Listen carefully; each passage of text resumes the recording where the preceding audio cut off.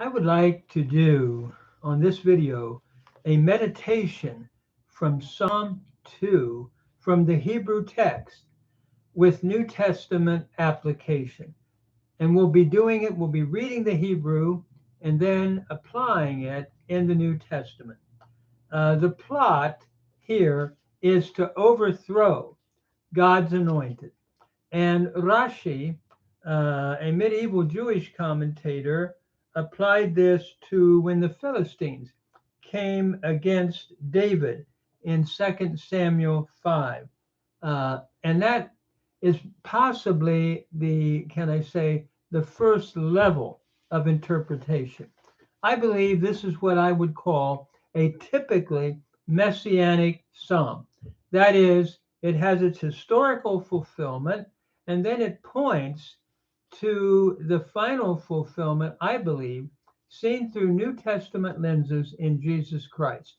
And so that's what I would like to do. Read it, talk about briefly the historical fulfillment, and then the New Testament application.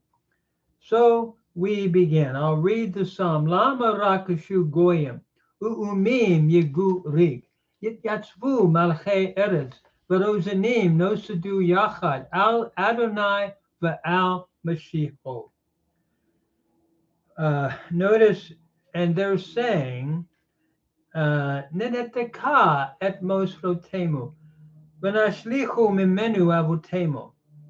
Why do the nations rage and the peoples meditate a vain thing? The kings of the earth station themselves, and the rulers take counsel together against the Lord and against his Mashiach, against his anointed. This is the first movement of the psalm, where there is this plan to overthrow God's anointed king. And if we apply that, as Rashi did, to 2 Samuel 7, that would be, the first level. But then as I look at the New Testament, it is applied to the cross of Christ. In Acts chapter 4, it reads this: Why do the nations rage and the peoples meditate a vain thing? The kings of the earth station themselves, and the rulers take counsel together against the Lord and against his tu Christou autou, against his Christ. And it goes on. By the way, Christou is the Septuagint translation of Mashiach, that is his anointed. And it reads then in verse 27 of Acts chapter 4, of a truth, they were gathered together in that city against your holy child Jesus, whom you anointed, Herod and Pontius Pilate, with the Gentiles and the people of Israel, to do whatsoever your hand and your will has predetermined to occur. And so in this application in the New Testament, in Luke, there is a prayer for the Lord's help at this point, and the application as they're praying for boldness goes back to Psalm 2, and it's applying what has happened as a result of Christ upon the cross. That is where the first application of this psalm is applied in the New Testament. Then we read the next verses from the Hebrew Psalter. It reads, Yoshev Bashamayim Yitzchak, Adonai Yul'ag Lamo, Aj Yedeber Elemo Ve'apo, Uvacharono Yevahalemo. Va'ani Nasakti Malki Al Tzion Har Kodshi. In other words, the one who sits in the heavens will laugh, the Lord will jeer at them, then he will speak unto them in his anger, and he will terrify them in his wrath. But I have installed my king upon Zion, my holy mountain. Here we're looking at God's determination that his king is going to reign. And looking at the earlier application of David or interpretation, and then moving into the New Testament, notice in Acts 4, it says, all that has happened has happened because you have appointed it to be so. Notice verse 28 of chapter 4 of Acts, that this crucifixion, leading ultimately to Christ's victory over sin and death, it was done according to your hand and your will, as you had predetermined to occur. So the one who's sitting in the heavens has it all under control. That's what the psalmist is saying. And the effort of rebellion and revolt is not going to succeed.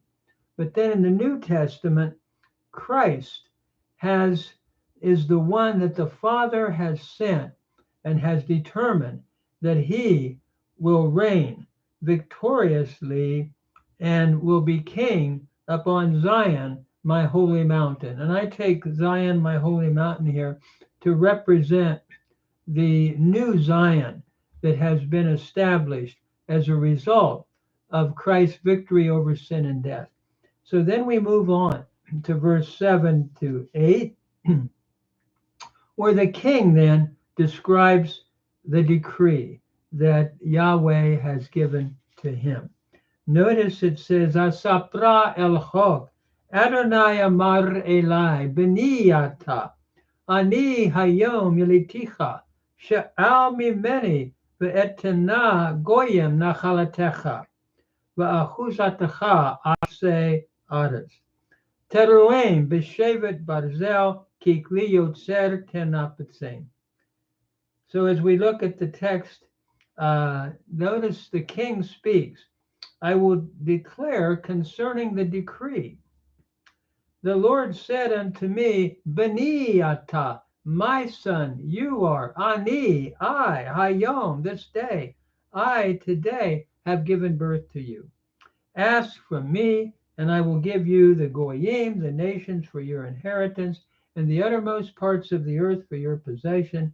You will, and we could translate this either you will crush them with an iron scepter, or you will shepherd them with an iron scepter. Depending on how we read this text, it could be read V'tir'aim, which would be you will shepherd them with an iron scepter, or it could be read teroim, a double ayin root, and you will crush them with an iron scepter. At any rate, kikliot sertenapatsem, as a potter, as the vessel of a potter, you shall dash them to pieces. So what this is looking at is the king speaking, that God has determined a chok, an established final decree, etched in stone as it were, that the Lord is going to have his king reign. And so the king is speaking, you are my son, I today have begotten you, and all you have to do is ask of me, and I'll give you the nations for your inheritance and the uttermost parts of the earth for your possession. And as we look at that particular text, it's interesting, again, in the book of Acts, in one of Paul's sermons in Acts chapter 13 that is recorded, this very text is quoted, where God has fulfilled to the fathers what had been promised by raising Jesus from the dead. As it has been said, written in the second Psalm, you are my son, I today have begotten you. And Paul goes on then, and Luke recording it in his sermon, to describe how God has raised Jesus from the dead. He's no more to see corruption. He's fulfilling the promises that he had made to David.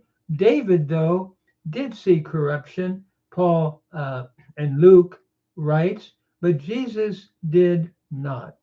He was raised from the dead. Praise the Lord, he's alive. He's conquered sin. He's conquered death. And so we move on to the next verse, verse 9. You will break them. You could translate it that way if you follow the parallelism here, and possibly that was teruim, what the Hebrew should be read, but it could be read tir'aim.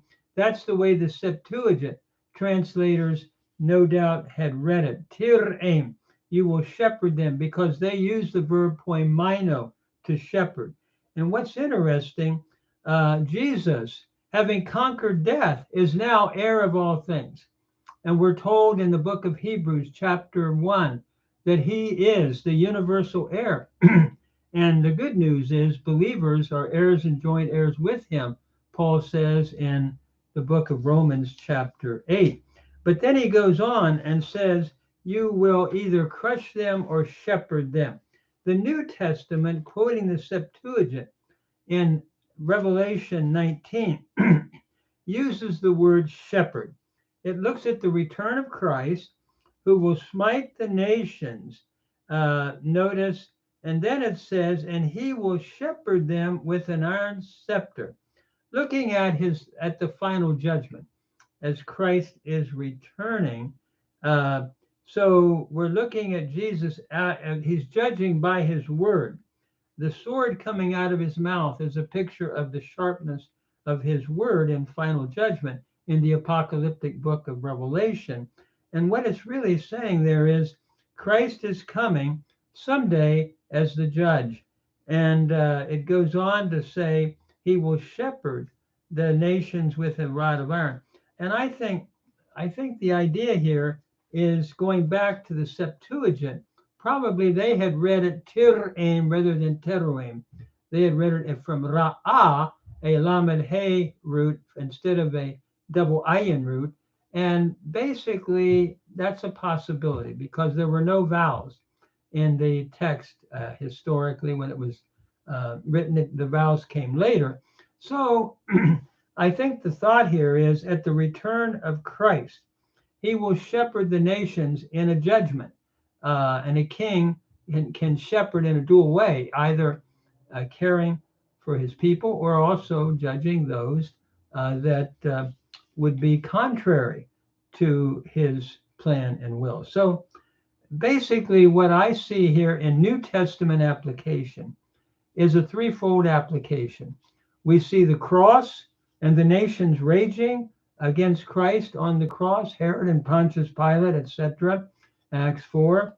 We then see the resurrection in Acts chapter 13. You are my son, this day have I begotten you. That looks at the coronation. That's coronation language of a king. And Christ is coronated now as the resurrected King of Kings and Lord of Lords in New Testament teaching. And then he's going to come someday. He's heir of all things, and he's going to return as King of Kings, Melech Melechim, Adon Adonai, Lord of Lords. And the book of Revelation describes that as we look at verse 9. And so the psalmist concludes by telling the kings to cool the rebellion. Notice it says, Va'ata melechim haskilu, hivasru shofetei aretz. Ivdu et Adonai beyura v'gilu birada. Nashku var penya anof v'tovadu derek ki yiv'ar kim'at apo ashrei kol chosevo. That is, and now, kings, be wise, be admonished, judges of the earth, serve the Lord with fear, and rejoice with trembling. Kiss the Son is the way I would translate this from a root that can mean to kiss, and also var, an Aramaic word normally for son.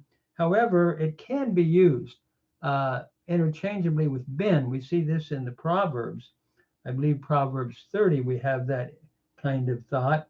Very rare, but I think the text is using a very unique word here to italicize the Son. Kiss the var, nashku var, lest he be angry and you perish in the way, when his wrath is quickly kindled. So happy then are all they who take refuge in him. It is interesting as we look at this great text. The psalmist concludes by saying, stop what you're doing and kiss the Son. bow down to the Son, serve him, that king that's being coronated. And in the New Testament, it would be applied to Christ. The Puritans, I'm told, used to conclude some of their messages by encouraging their audience to kiss the Son. That is, to bow down and adore Jesus Christ. May we do that. May we kiss Jesus and bow down before him. That is what I believe the New Testament application would be teaching.